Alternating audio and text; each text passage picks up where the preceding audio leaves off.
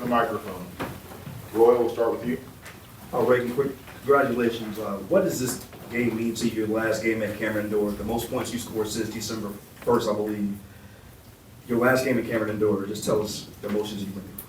Oh yeah, it means a lot, for the past couple months, weeks, I've been struggling just mentally trying to find myself again, and today just meant a lot to me, it being senior night, my family's here, having all the fans, Cameron Carey's is here, and it just means a lot.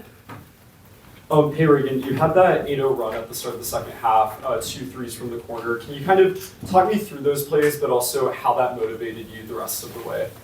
Yeah, there are opportunities where their defense just sat in the paint, and I had opportunities to get an open three like in the corner, and ultimately I just let it fly. I've been struggling with my three as well for the past couple of months, and my coach has always told me whenever you get a chance, just let it fly. Don't think about it, just let it go, and that's what I did.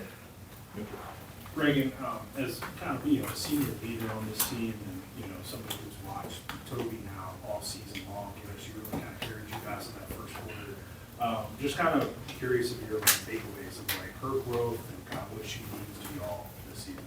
Yeah, Toby's a beast. She's eager to learn. She's such a fast learner. When she's out there on the court, her confidence is undeniable. Her energy just bleeds on all of us. And when she's on the roll, we feed her any chance that we get. And so when she's scoring, it feeds into us, and her energy feeds into us as well, and it gets us going. Lewis? Reigan, going into the senior night side of things, Ashlyn talked during your video there before the presentation started.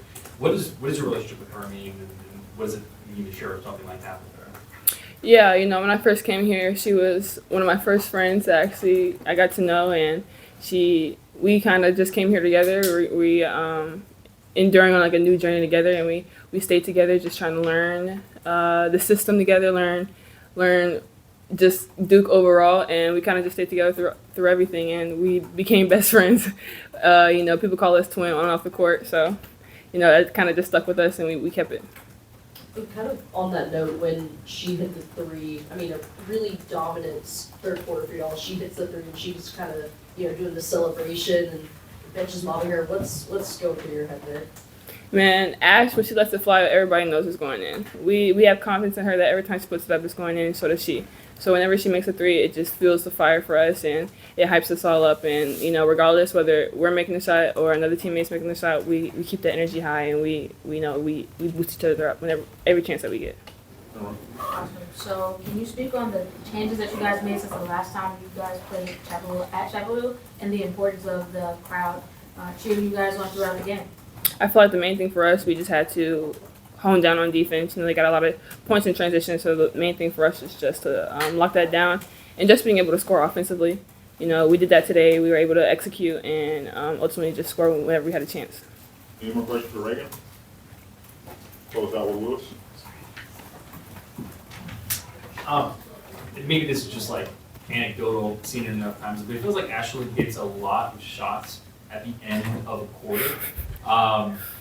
Is that true from your experience, and why do you think that? Well, now that I think about it, we never even noticed that. Now that you think about it, but Ashlyn's a great shooter overall. Her percentage is crazy, and like I said before, whenever she shoots the ball, we believe it's going in. So we have full confidence in her when she lets it fly.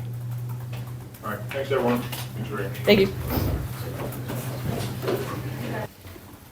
Solid win for us. I thought that third quarter in particular, we were able to create some separation. It was really like that last few minutes of that third quarter. Ashlyn, I think, hit the big three at the end of the third quarter to get us to double digits there. And then we're able to hold on in that fourth. Just proud of the team. We had a tough week last week, and you're trying to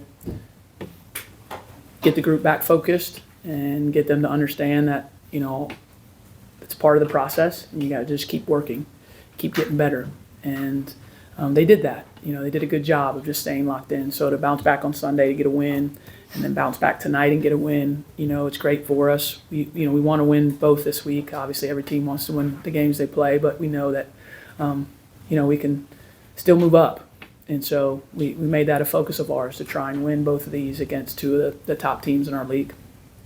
All right, we'll open the questions for Roy. Coach, I know Tuesday you spoke on just balancing the emotion when you wanted the players to show emotion, which is a good thing. We saw a lot of that emotion tonight during a rivalry game. What is just your main takeaways of just them being able to balance that, come out here and just play 4 quarters, do basketball? You know, the game has so many twists and turns, and you never know how it's going to go. And, you know, I thought, you know, Toby got us off to an incredible start. I thought, you know, her presence and her aggressive mentality. I mean, she was attacking. I think she had 12 points in the first quarter. And I thought that really steadied us. And just gave us a lot of confidence because when she's playing well, we're a good team.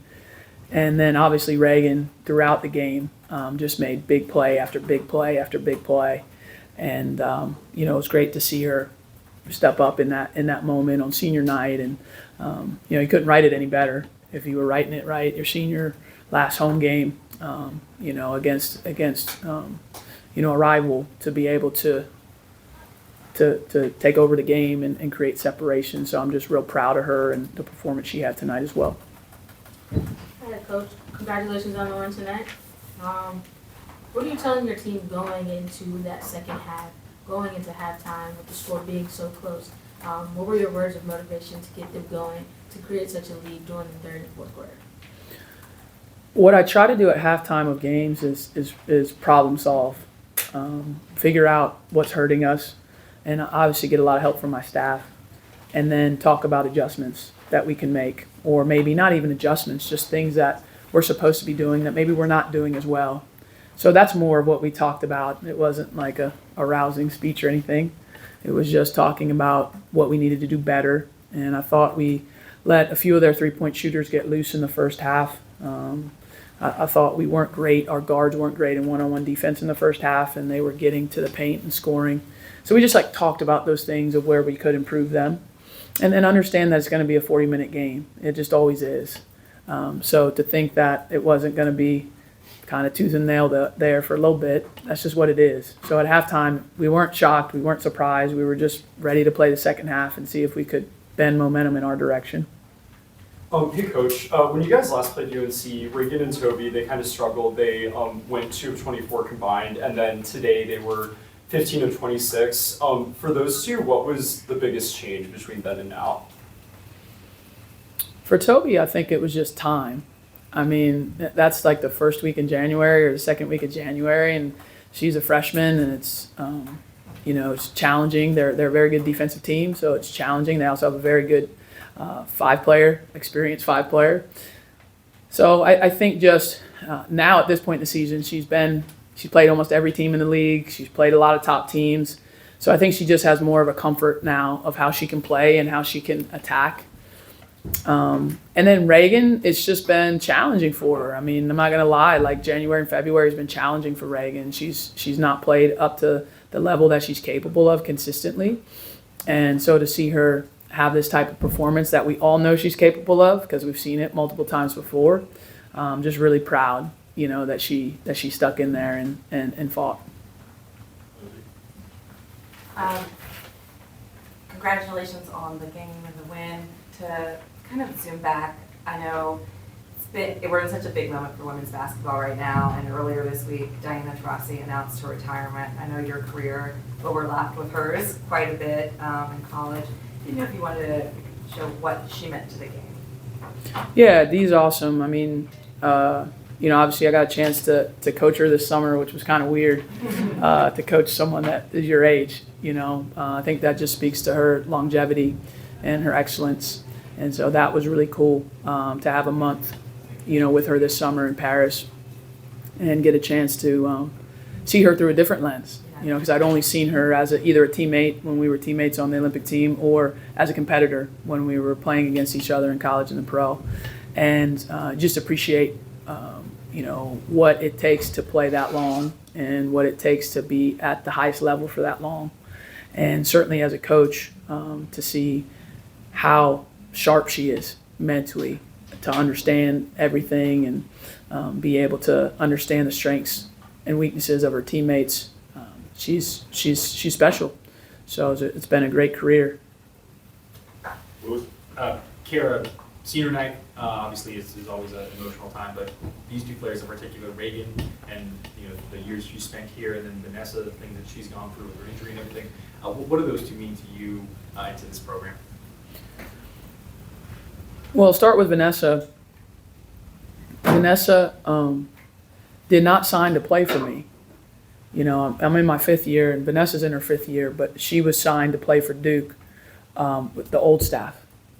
And when I got the job, she was an incoming freshman, but I got the job in July, and this was in the middle of COVID. And I remember in the couple days after I got the job, she called me. And I just assumed she was going to say she's going somewhere else because, it was a coaching change, and she, didn't sign to play for me, and she didn't know me. I mean, I didn't know what a DeJesus was. I didn't know what it was. I was in Celtics. Like, I didn't know what she looked like, what her game was like. I didn't know any of that. And so she calls me, and, I pick up the phone, and I'm just waiting for her to, say, like, hey, I'm not coming. I was waiting for her to break up with me. I was waiting for her to say, hey, nah, this ain't working. And she's like, Coach, when do I need to be there? What day? Like, just talking. And I'm thinking, like, she's coming? She's coming? She's such a special player. And I will always remember that.